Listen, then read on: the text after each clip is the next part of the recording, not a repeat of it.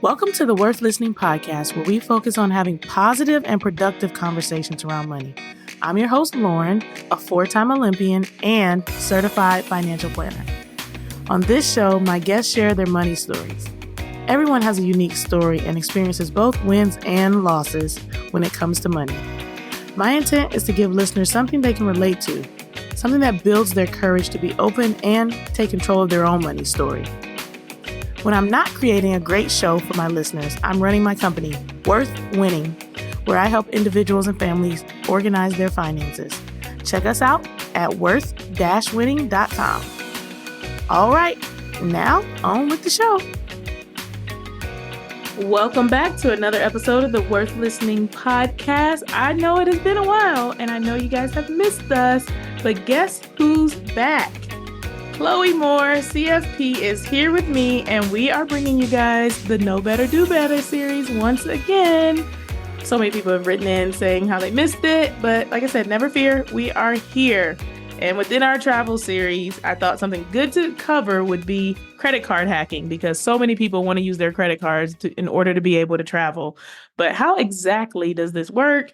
What are the pitfalls and the things that you need to be thinking about? And so Chloe and I are going to talk all about that today. Chloe, welcome back, darling. Thanks for having me. I'm glad to be back.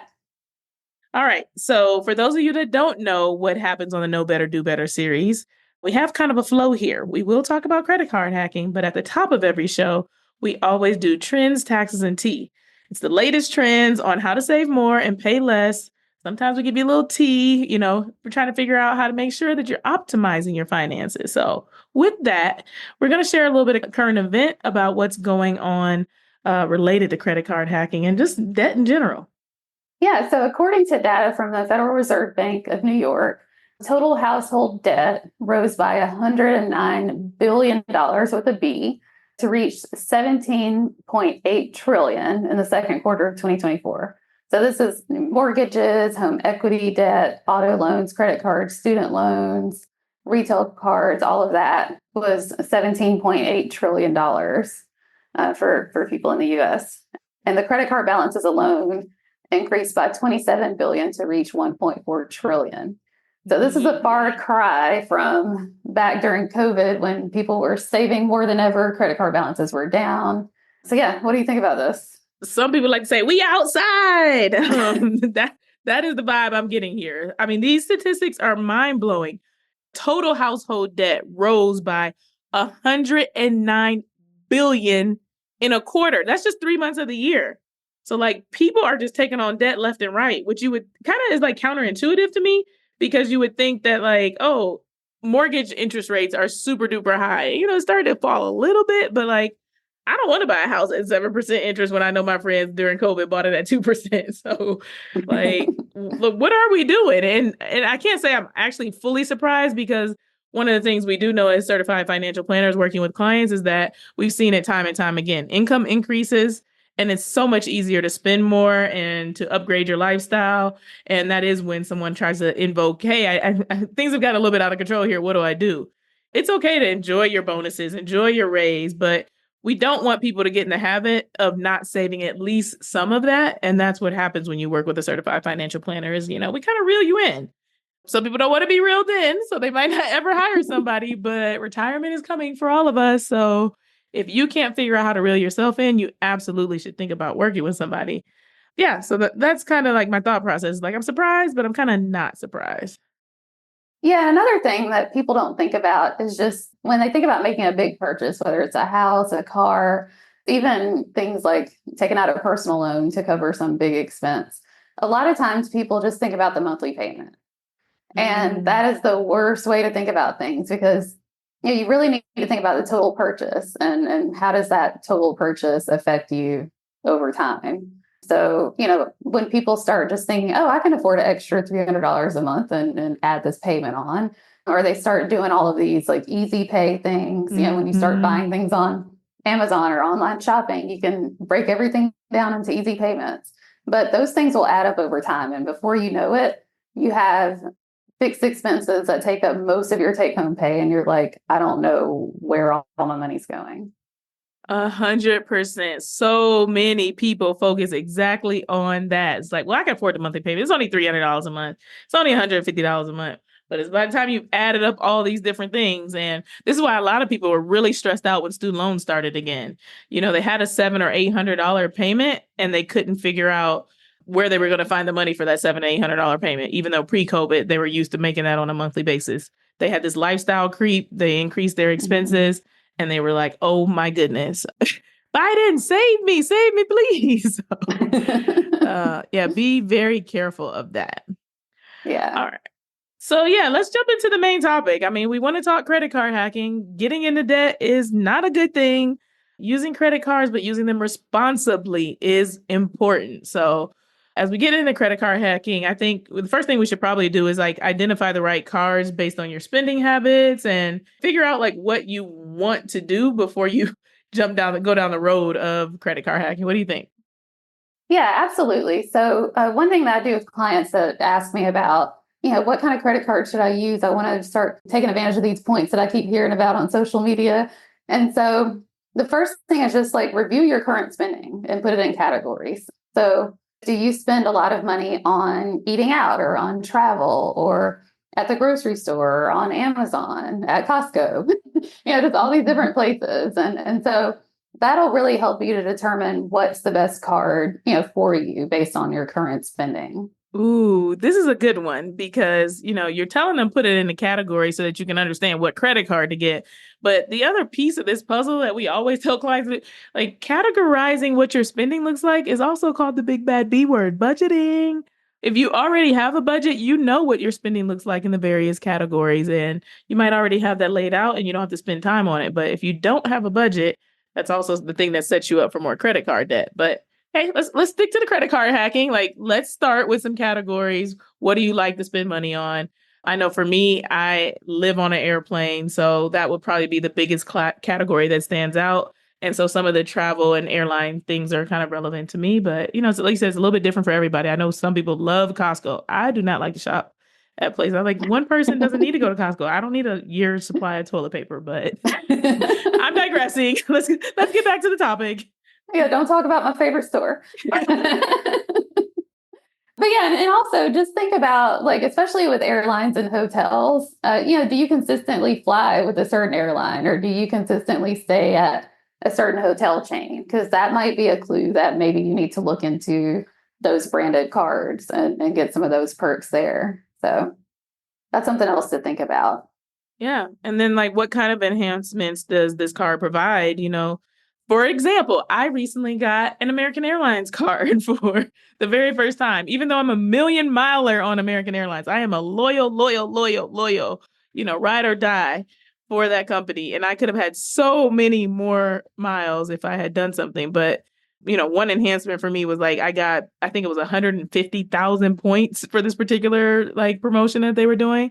You kind of have to watch it as well because, sometimes it's only 70,000 for the year. But what's going to happen if you, get this card? For me, that was a bunch of free flights by getting into it. So that was a huge enhancement and, kind of minimized my spending for a period of time because I had these points I could use.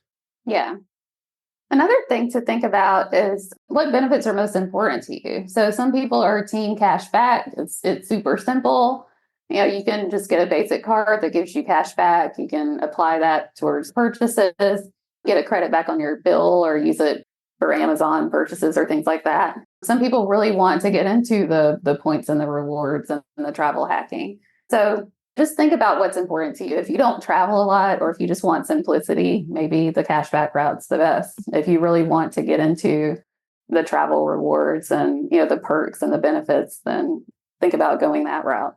Yeah, I think that's a really good point, but it's also important that you consider the details because the thing I find with like points and cash back is like there's always kind of like some fine print that you need to understand. Like what exactly am I getting cash back for? Where do my points go? What does it look like? Just the other day, I was actually logged in and I have a travel card. So I pretty much always do like the purchase eraser where I can use some of the points to erase various travel things because I assumed that I was getting the most bang for my buck by, it's a travel card. When you wipe out travel expenses, like that's the best thing. I did know that there were differences in how, they redeem various things, but I hadn't looked at it in a while.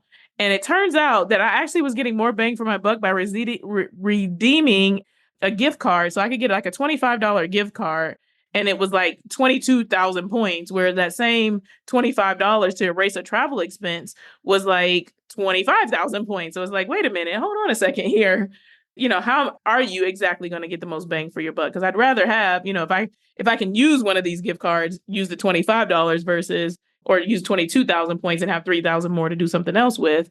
But you definitely need to be thinking about it and paying attention instead of just like, oh, let me do this with these points. Yeah, and that's something that people don't think about. Like everybody wants to earn all the points and accumulate everything, but you really do need to think and be smart about how you're redeeming them. So just generally speaking, 1,000 points is equal to $1 of value. A lot of times when you do cashback, it's going to be that 1-to-1 ratio versus, sometimes especially with travel, with hotels and airlines, you can get a lot more bang for your buck if you're able to redeem like a $400 a night hotel for 20,000 points. That's a 2-for-1 ratio. So that's a little bit better than, just redeeming that that 40,000 points for, $400. So yeah, just really think about that as well and do some research to see where you can get the biggest bang for your buck. Absolutely. I mean, the other thing as we dive into the details, like what's the actual cost of the credit card? Because a lot of people get really hung up on, I can get 150,000 extra points, but they don't realize that like that's the highest tier card that exists. And it's going to come with an annual fee of $500-$600 a year, which is pretty significant now. I'm seeing more and more regularly, somewhere between like $400 and $600 for some of these nicer cards. And you've really got to be keyed in to make sure you're getting your money's worth for that. And even if it's like a cheaper, $95 a month is something that's pretty more typical for the entry level cards. What does that look like? Because that ends up on your credit card bill every month. And I mean, not every month, every year. And it does diminish some of the rewards. If you're not using the rewards, now you've got this thing that, cost. And, there are some cards that are completely free. You might need to use the card that's completely free because you're trying to build your credit. Sometimes we get so focused on our points and things like that. Is like you don't have great credit in the first place. You're not going to be approved for a lot. You can't move to the platinum card and spend $600 a month when you're just coming out of a period where you could barely pay your bills and like I said, you're trying to do some credit repair. So don't be so focused on the points in the card and whatever that you forget about the actual cost of the card. And you might, like I said, might need a free card for a little bit. Yeah, because these cards, I mean, they can get very expensive, between $500 to $1,000 for some cards. And just really think about, if you're going to pay that much, are you really getting that benefit back? And a little pro tip, if you're active military, those fees are waived. So all of you military people and spouses, like get those cards for free, like get the most expensive card you can get and take advantage of all those things while it's free. Yes, but if you're not military and you want the big fancy card, the other thing I would say is think about like why you want the fancy card. You might be able to afford the $500 annual fee, but is the real reason because you like when it's time to pay with your group of friends, you got the big heavy platinum card and you put it out, and they like, dang, baller. One thing I can tell you for sure, like here's the secret info is like platinum does not mean you have good credit. The platinum does not mean that you are in good financial health. There are people that I've seen with trash credit scores. There are people that I have seen with tons of credit card debt, even though they have those cards. So, their cards are full or approaching full. They're unable to pay their bill monthly, but it looks good. Like you said, when your friends are around, they just got their regular little debit card they're throwing out and you throw out your heavy, especially like I said, some of them are now like very much flaunty. I have 2 cards that are pretty heavy. And people are like, woo, this is nice. This is fancy. And I'm like, I didn't ask for this card. I didn't do anything extra to get this card. But you hear the reaction. And some people are getting those cards now just to get that reaction. So ask yourself, like, am I just trying to stunt? Or do I actually need this card? Am I going to use it for the right benefits? Yeah. And then another thing, there are also other bonuses and perks in addition to, getting the cash back or do you receive discounts or credits for certain things? You have freebies. I know in some cases with like the airline cards, maybe if you just by having the card, you can get like a free check bag. or you get like other little bonuses like that. Some of them give you like a free membership for, DoorDash or something like that. Are there certain things that make it worthwhile, like different perks? Some cards maybe give you a status or allow you to earn status quicker, or give you some kind of lounge access. Yeah. And this is another thing that I can speak to as a person who lives in airports. You want to understand, like, once again, you're like, ooh, this is a fancy thing. I can go to the lounge. I can bring a friend to the lounge. Is the lounge even worth it? Sometimes the food is so crappy in the lounge. There's no seats in the lounge. There's a long wait for the lounge, and on and on and on. Is there even a lounge where you live? How often are you going to be on a road where they actually do have the lounges? If you live in the middle of nowhere, they probably don't even have a lounge in your airport. So you got access to lounges, but you go on vacation twice a year, and the 2 times you book a vacation is not through a place that actually has a lounge. Why were we so hung up on that benefit? But like I said, you want to look into like what the lounges actually offer. So like my favorite, you can give this a little free marketing, is the Centurion Lounge, which comes with your American Express card. The drawback of it is, like I said, it's getting more popular. So sometimes there's like a 20-minute wait to get into the Centurion Lounge. You need to have a longer layover. You show up there initially and say, hey, I want to come in. And then you still got to go find something else to do for a little bit until you can get access to the lounge. But they've thought about making sure that their card holders are comfortable, because the food's nice and light and healthy. Whereas some of the other lounges I've been to, I'm not going to throw any shade today, but it's kind of like a cheese and crackers sort of thing. Like, the food is old, it's cold, it's a, canned soup kind of feeling, and yuck. Like, why are we paying to get access to lounges that don't make any sense? Yeah, and that's one of the things that's not as important to me. I mean, I have been in lounges with friends that are willing to pay for that benefit or who earn the benefit. But for me, it's not worth the credit card fee just to have access to lounges. I live in Atlanta, and, we have one of the busiest airports in the world, and we have direct flights just about everywhere. So it's very rare that I have a connection where it makes sense to, go to a lounge. And if I'm just going straight to Atlanta for a direct flight, I'm not trying to get there 2 or 3 hours early just to go to a lounge. I want to get there as late as possible. 100%. I am with you on that, girl. I'm gonna be the last one to get through security. I'm gonna be running for the plane. Like, I don't have time to arrive early and sit in the lounge. That's not my style. So, and you're right. I would also pick a direct flight every time over a layover so that I could enjoy a lounge. Like, just get me where I want to go. Like that's where the real adventure is. So I think too, signing up for bonuses and promotions. So like I can think of American Airlines. Like I said, I'm a loyal AA person, but one thing I didn't realize I was missing out on is that they have this like area where they have various promotions and things going on, but you have to opt into them.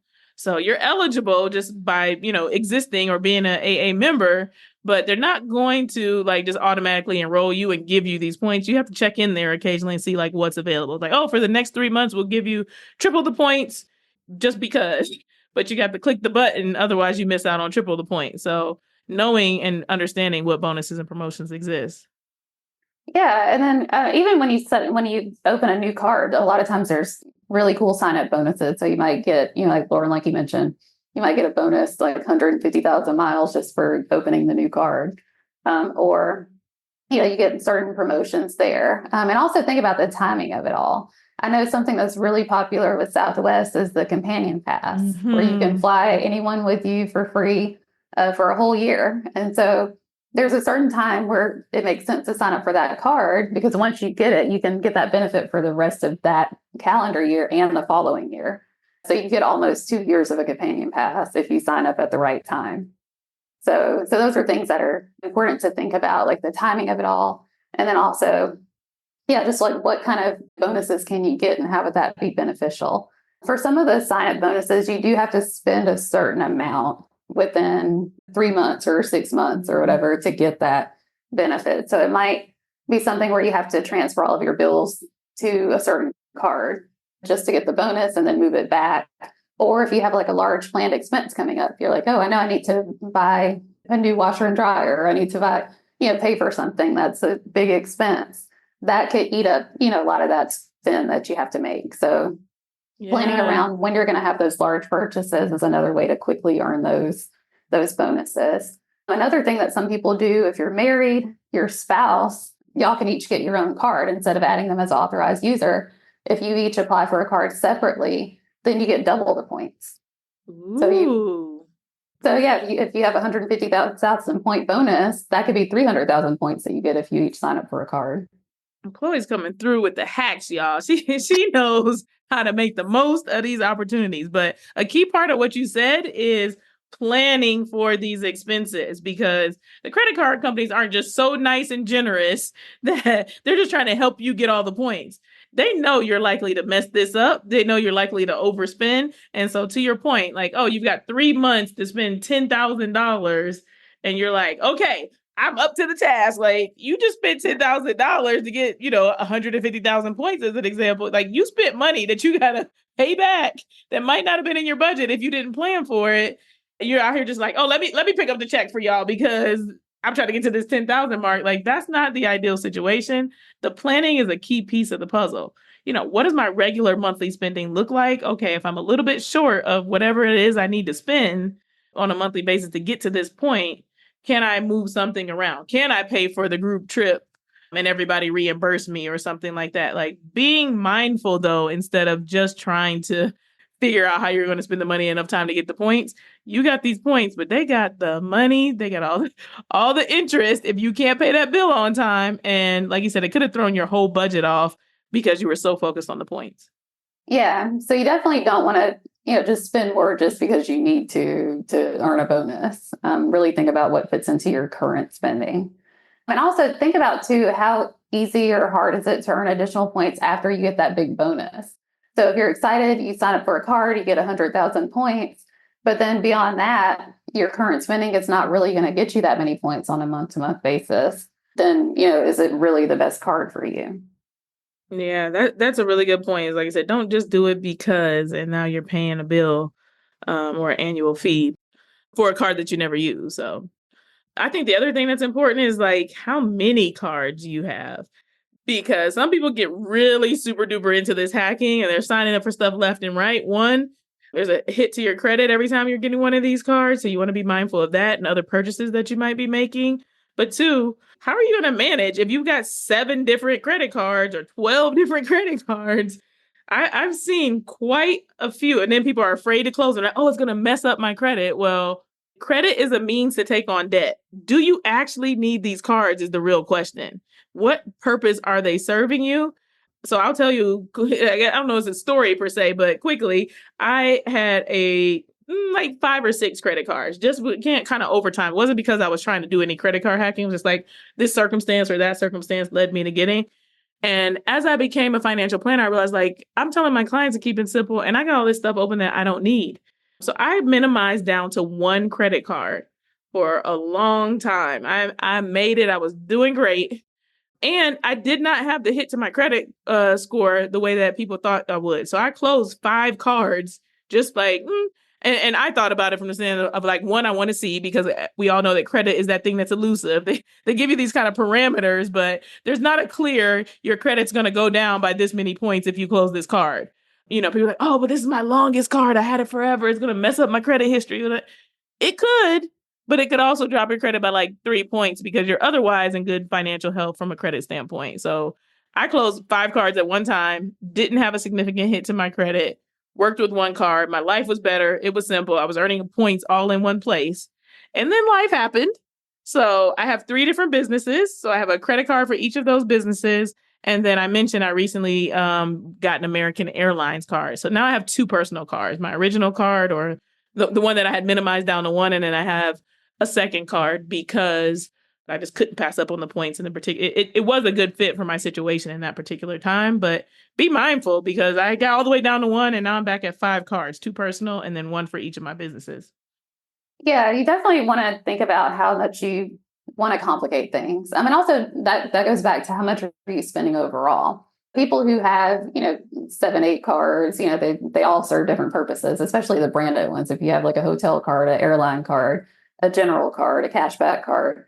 A lot of times what people do is they'll spend certain categories on certain cards. Like, do you want to go to the grocery store and have to remember which of these 5 cards do I need to whip out to pay this so I can maximize my points? Or you're at a restaurant, and then if you have a spouse or if you have, other people that are using the cards, they have to remember which card to use. It gets very complicated. So if it's something that you're not willing to keep track of, just, you have one or two primary cards and use that for everything. And just make sure you're getting the biggest bang for your buck.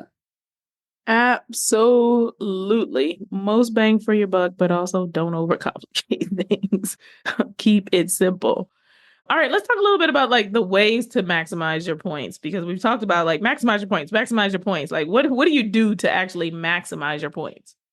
Yeah, so one of the easy things is if you want flexibility, like if you don't have any loyalty to a certain airline or a certain hotel chain, then look for cards that have transfer partners. So Chase and Amex are two of the best cards for this purpose. You basically earn Chase points or you earn Amex points when you're getting Chase branded cards or Amex branded cards. And then from there, they have these what they call transfer partners. So it's other people that you can transfer the points directly to. So you don't have to just use them within Chase or Amex. So for example, I have a Chase card. And so I'm able to transfer points to Southwest if I want to book a flight on Southwest, or I'm able to transfer points to Hyatt hotels if I want to book a stay at Hyatt. So that makes it a lot easier and gives you that flexibility. There's also alliances to think about. So, there's the Delta alliances with different airlines, like Air France, for example, or, just different. And I'm sure American Airlines has different alliances. And so it might sometimes make sense instead of if you're booking a flight out of the country specifically, you can see that the flight is through a different alliance team member. And so it might make sense to go directly to that airline and compare that price to booking it through Delta, for example, and see, can you get, the same flight for fewer points if you book it, through that alliance partner. So that's another way to maximize. The other thing I'll say is don't transfer the points directly to the partner until you're ready to redeem them. So just recently, I booked a flight to Colombia to go see Lauryn, and I booked it through JetBlue. I'd never flown on JetBlue. So it was easy for me to just make that transfer to JetBlue from my Chase account. And then I transferred exactly the amount I needed to book the flight, and I was done. But if you just start thinking, oh, I might, in the future, I might stay at this hotel, so let me just go ahead and transfer 50,000 points over there, you might not use it all at one time. Or you might not get your bang for your buck. Like you said, it was 12,500, I think you said the points were. Like you don't use it right now, and you come back later thinking it's just like, oh, it's 12,500 points to get on a flight. And the next time you go, it's 30,000 points. And you're like, oh, I only got 12,500. I don't have enough. Or, something happens. They're not partners anymore. And now you have this 12,000 random points sitting around, and you're never flying on that airline. So, yeah, be mindful of that. Yeah. I was going to say another thing is don't always rely on the portal.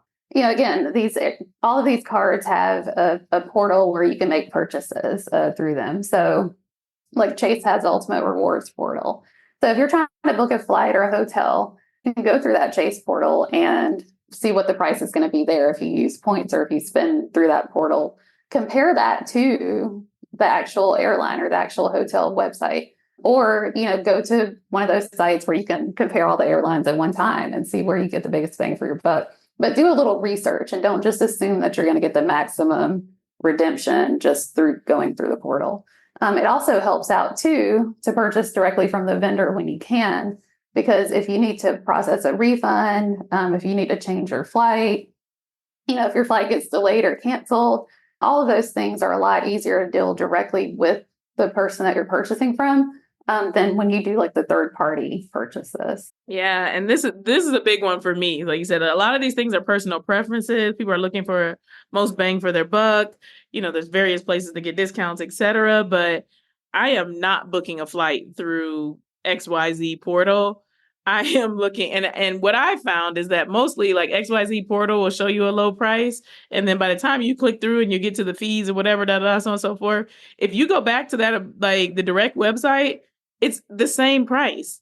And so I'm like, you made me think I was getting a cheaper price, but I'm not actually. And I have been caught with like booking. Well, I used to. It's been a long time since I've done it because I was just so scarred. But booked through one of those like companies. Then my flight got canceled, and they're like, American Airlines, don't call us. Call that company you booked your flight through. You're like, we can't help you. I'm like, wait, what? But I'm standing right here with you. Who like, And that is, like I said, for a person who travels a lot, I don't have time to be calling XYZ company and I'm international. Like, I need the big company who is in charge of this flight with multiple agents to be helping me get figured out where I need to go. So I pretty much always book direct now. It has to be some kind of major something for me to book through a third party. Yeah, definitely. Another thing is stay in the same family. A lot of times you can combine points from different cards in the same family. So, for example, on the personal side, I have a Chase Sapphire, which gives me certain travel benefits or bonus categories related to travel or eating out. And then I have a Chase Freedom. So anything that I don't get a bonus category on, I spend on that, and I get 1.5 times points for everything else.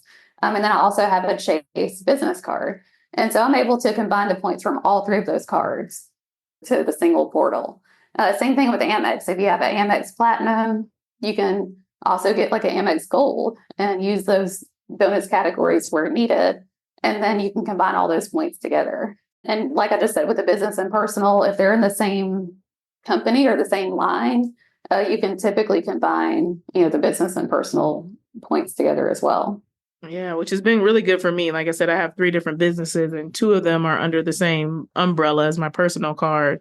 And so I'm able to transfer points, like one business card I very seldom use, like the point, there's not a reason the points would really be relevant, or I couldn't, do the travel eraser that I was talking about. So I just transfer them over to my personal card because I'm always looking for a way to reduce my bill, erase something that's there or whatever. So yeah, that's a great point. Yeah. And then another thing is, like kind of like what Laura mentioned before, there's each of the credit cards now have these different areas on their website or on the app where you can see like different promotions. So, maybe they're giving away extra points for, certain categories for that month or for some period of time. Sometimes you can even get cash back. So like if you spend, $100 at some retail store, you can get $20 cash back, but you have to opt into those things. So, if it's things that you're going to spend money on anyway, or, if you're spending on that card anyway, and you could get an extra, bonus on the points, go ahead and opt into all of those different offers. And same thing with hotels. Different hotels might say, oh, for the next 3 months, we'll give you 2,500 bonus points every time you stay a night. So, just try to opt into all of those things so you can continue to accumulate your points or get cash back. Amen. All right. So let's wrap up with like a few just kind of general tips for the folks to think of, because we gave y'all some things to do. If you want a credit card hack, Chloe came with the hacks. Like she told me some things I didn't even know about credit cards today. But yeah, Chloe, what do you think about just like general tips as we wrap up? Yeah, the first one, time is money. So take advantage of deals when you can, but don't consume yourself with optimizing points or rewards to the fullest. There's all these hackers and people, who have websites, and we'll talk about it. We can put some in the show notes, just different places to go for resources. But I mean, there's some people that are just like, oh, well, I went out of the country with my wife and 5 kids, and we spent, 20,000 We traveled the points whole world trip for a year on our points, right? You're like, ooh, I want to do that too. Like, Yeah. first of all, you don't have that unlimited PTO. Like, you can't. Yeah. But like, yeah, it's like sometimes it requires flexibility too. Like you need to be able to do a last minute trip or be flexible on where you can go because maybe some location has a really good deal right now. So don't try to revolve your whole life around optimizing everything. Yeah. And I mean, as we think time is money, something we often say is, we talk about like hiring a housekeeper or doing other things. Is like, I can do something better with my time than clean my house for the cost of what it's going to cost me to clean my house, sort of thing. You might get so wrapped up in this credit card hacking that you're spending 3-4 hours a day on it. If you earn $100 an hour, you just spent $400 working on a credit card hack. Did you actually save $400 in whatever hack you came up with? So time literally is money sometimes that you need to be thinking about as you go off on these, kind of down the rabbit hole, if you will, figuring out what to do. Yeah. And another thing, just watch your spending. So there's a lot of studies that show that you're more likely to spend when you use a credit card than, if you were just paying cash. And you're also more likely to buy on impulse. So, you don't want to break the budget trying to use all these credit cards because you will spend more just trying to even get bonuses or, get different categories. And extra points. But just make sure that all of this still fits in line with your budget. Yes, the big bad B word rolls in once again. You need to have some idea of what your spending looks like. And the reason, like you said, credit cards exist is because they're easy. You just swipe and go. Now you even just tap and go. Like you don't feel anything. It's just like, all I do is whip this thing out, tap, and I got all this stuff in my hands. Now I can go have a party. I can go do whatever. But that bill is coming. And it usually is coming late. You get a bill that closes on the 12th of the month and it doesn't need to be paid until the 28th of the following month. And now you find yourself 3 months down the road paying for what you bought way back then. And you're like, whoa, how did I spend this much money? You're like, oh, this is what I did in March, even though the bill is just hitting in May. Like all of it is set up for you to fail, even though we feel like we can optimize this and win. Your financial health is the best thing you can do. Make sure that you're financially healthy so that you can actually optimize these opportunities and really be winning with the credit cards. Yeah. And I mean, we talked about the credit card balances that are $1.4 trillion. And I mean, the average rates are easily in the 20% range. So, I mean, that's a lot of interest that people are paying. The credit card companies are winning. And so along those lines, make sure you avoid credit card debt. It's something that I see all the time as people come to me and they're so proud of all these rewards and points that they're getting, but then they're rolling over their balances and they're not able to pay their credit card bill in full. But any interest that you're paying on a credit card because you can't pay the balance in full, that like outweighs any benefits or rewards that you're ever going to receive. Amen to that.